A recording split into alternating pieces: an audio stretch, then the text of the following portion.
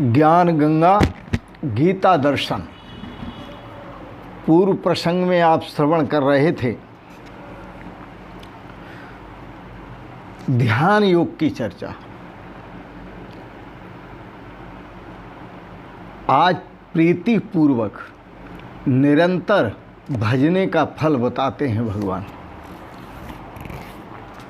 बड़े प्रेम से श्रवण करें। गीता दर्शन अध्याय 10 श्लोक 10।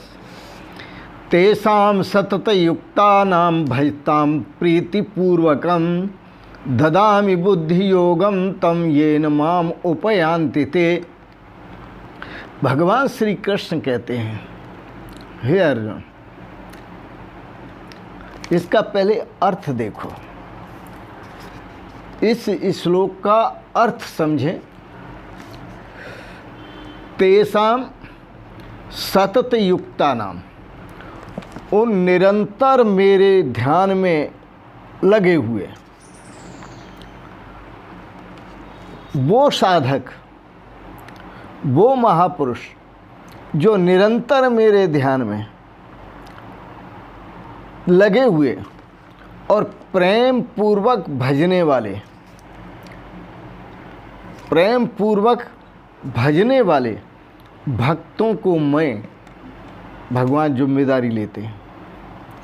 भक्तों को मैं, जो मेरे ध्यान में लगे हुए, ध्यान आदि में लगे हुए हैं और प्रेम पूर्वक मुझे भजते हैं, भगवान कहते हैं उन भक्तों को मैं तत्व ज्ञान योग देता हूँ, ध्यान योग देता हूँ, तत्व का बोध कराता हूँ, ददामी देता हूँ। येन ते माम उपयांति, उस तत्व ज्ञान के द्वारा, बुद्धि योग के द्वारा, तत्व ज्ञान के द्वारा वो मुझे ही प्राप्त होते हैं। बड़ा सुंदर है। इस सूत्र को, इस श्लोक को समझना स्थिरता से समझा जा सकता है। उसके लिए स्थिरता चाहिए, मन की चंचलता नहीं, स्थिरता चाहिए। मन दो तरह का होता है, एक मन होता है स्थिर मन और दूसरा मन होता है चलायमान मन, चंचल मन। तो मन दो तरह का। जो चंचल मन है वो भटकता है, जो स्थिर मन है वो प्रभु के ध्यान में डूबता है।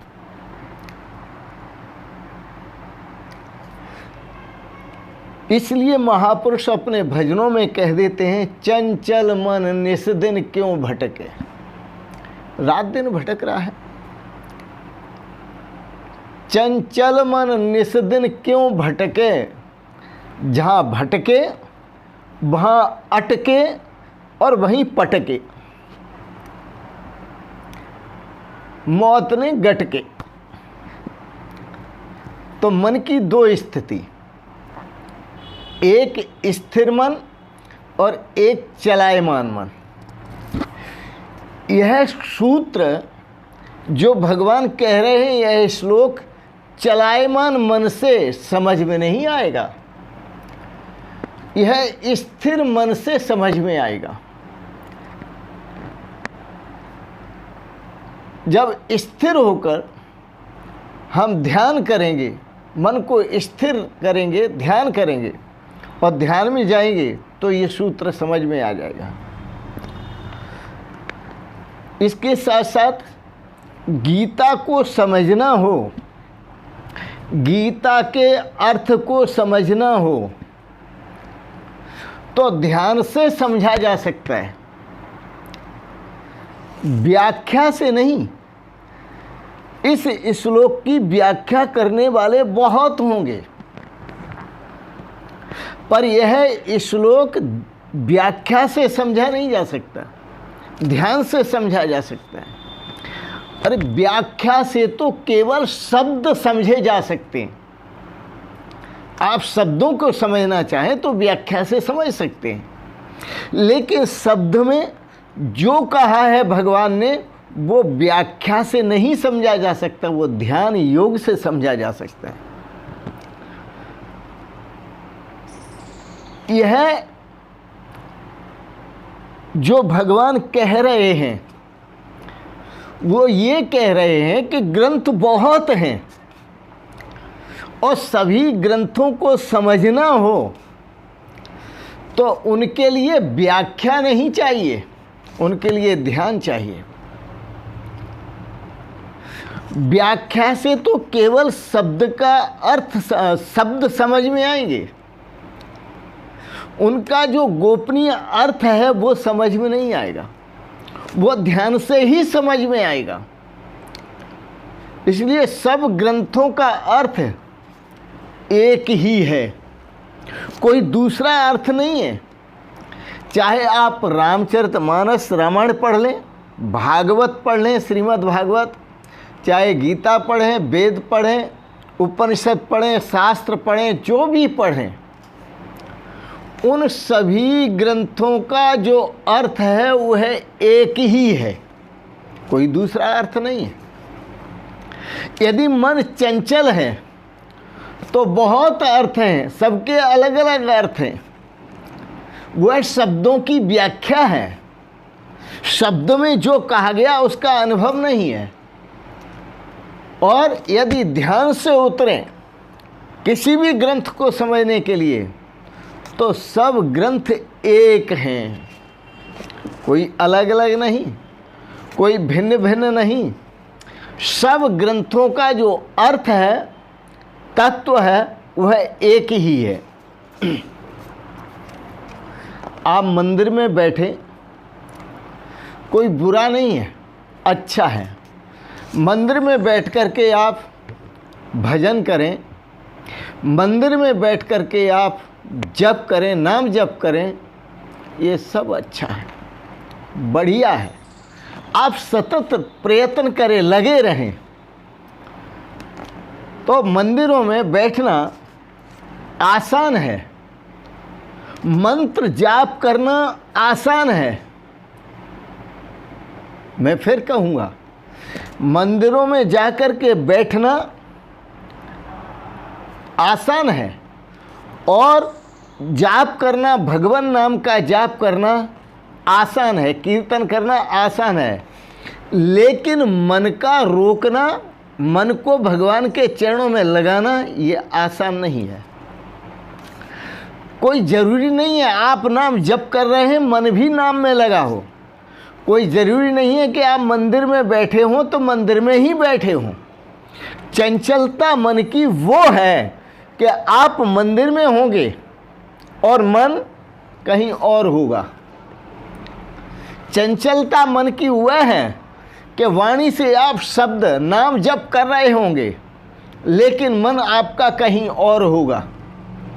महापुरुषों ने कहा भी है, कर्मे तो माला फिरे, कर्मे तो माला फिरे, जीव फिरे मुख माए, और मनुआ तो चहुदिस फिरे, मनुआ तो चहुदिस फिरे। यह तो सुमिरन ना है, इसको सुमिरन नहीं कहते हैं।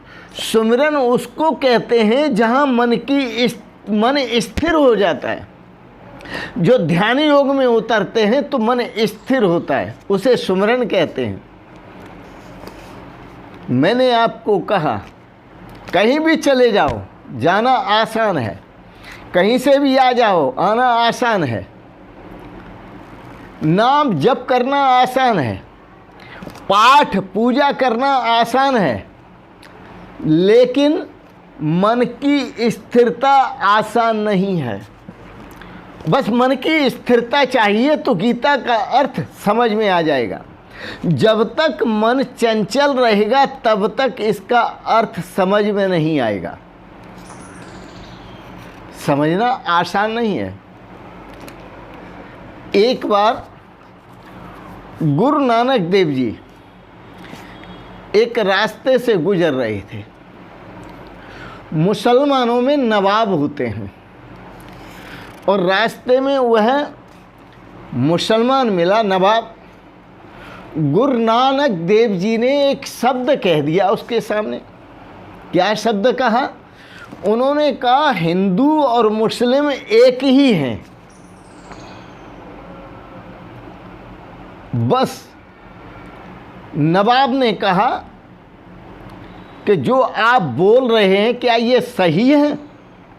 गुरु नानक देव जी बोले बिल्कुल सही है। तो वह नवाब कहने लगे, बोले महाराज ये बिल्कुल सही है तो आप मेरे साथ चलिए और मस्जिद में बैठ कर के नमाज पढ़िए। गुरु नानक देव जी चले गए और जाकर जब पहुँचे मस्जिद में तो नवाब ने कहा बैठिए। गुरु नानक देव जी बैठे नहीं, वो दीवार के किनारे टिक के खड़े हो गए। जब टिक के खड़े हो गए और नवाब नमाज पढ़ रहे हैं और बार बार गुरु नानक देव जी की तरफ देख रहे हैं कि ये बैठे कि नहीं बैठे, नमाज पढ़ रहे हैं कि नहीं पढ़ रहे हैं। जब बार बार देख रहे थे तो नवाब ने कहा महाराज आपको कहा नमाज पढ़ने के लिए, नमाज तो आपने पढ़ी ही नहीं। तो गुरु नानक देव जी बोले तुम्हें कैसे पता है कि मैंने नमाज नहीं पढ़ी? बोले मैं आपको बार बार देखता रहा। तो बोले बस यही चंचलता है कि तुमने मुझे बार बार देखा लेकिन नमाज को नहीं पढ़ा। तो कौन क्या कर रहा है और कौन क्या कहता है इसका गम न पालो। कौन क्या कर रहा है और कौन क्या कहता है इसका गम न पालो। सबसे पहले मीत तुम खुद को संभालो, किसी और की तरफ मत देखो, आप अपनी तरफ देखो। इसी में श्रेय है और इसी में सौभाग्य। ध्यान होता है, गुरु नानक देव जी ने कहा ध्यान होता है समर्पण से।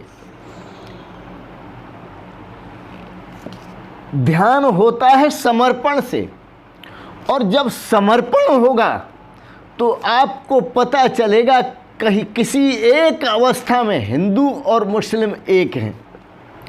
हमारे ग्रंथ बटे हुए हैं, कोई किसी ग्रंथ को महत्व देता है, कोई किसी ग्रंथ को महत्व देता है, लेकिन सभी ग्रंथों ने जिसको महत्व दिया उस महत्व को सभी नहीं समझते। सभी ग्रंथों ने जिस तत्व की बात कही उस तत्व को नहीं समझते, जिस रहस्य की बात कही उस रहस्य को नहीं समझते, जिस ध्यान योग की बात कही, बुद्धि योग की, तत्व ज्ञान की बात कही उसे नहीं समझते। यही मन की चंचलता है। जो समझना है उसे नहीं समझा और जो नहीं समझना था उसे समझते चले जा रहे हैं। इसलिए संसार में विवाद खड़े होते हैं और विवाद का कारण केवल मन की चंचलता है। यदि आप ध्यान योग में उतरेंगे तो आपको पता चलेगा कि समस्त विश्व ब्रह्मांड एक है। इसलिए ऋषि मुनि जो होते हैं वो वेदांत का सुनिश्चित अर्थ है, उस सुनिश्चित अर्थ का ध्यान करते हैं। ऐसा ही वेदों में कहा है वेदांत विज्ञान सुनिश्चित अर्थ संन्यास योगात इतः शुद्ध सत्वा। वेदांत तत्व का वेदांत का जो निश्चित अर्थ, जो सुनिश्चित अर्थ है, और वो क्या है? तत्व ज्ञान। और संन्यास योग के द्वारा, बुद्धि योग के द्वारा, ध्यान योग के द्वारा ये संत महापुरुष और भगवान के भक्त उसी अर्थ को समझते हैं। किसके द्वारा? ध्यान के द्वारा। जब तक समर्पण नहीं होगा तब तक ध्यान नहीं होगा। जब तक समर्पण नहीं होगा तब तक ध्यान नहीं होगा। ध्यान योग के लिए समर्पण होना बहुत आवश्यक है। ध्यान योग में आप तभी उतर सकते हैं जब समर्पण हो।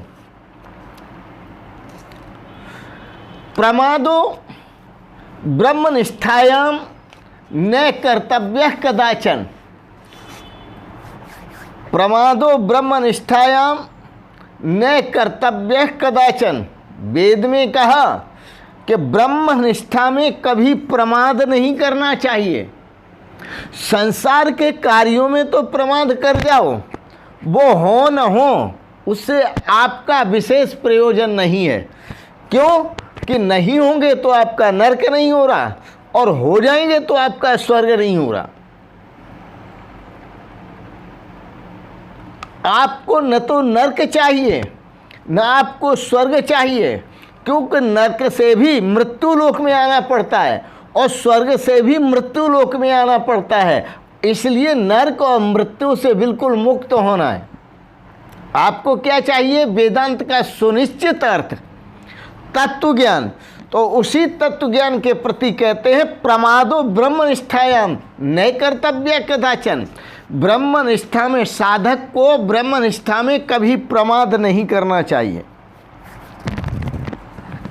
भगवान श्री राम को समझाते हुए भगवान वशिष्ठ ने कहा था, निद्राया लोक वार्ताया शब्दादेर आत्म विस्मृते क्वचिन्न अवसरम दत्वा चिंतय आत्मानम आत्मनि।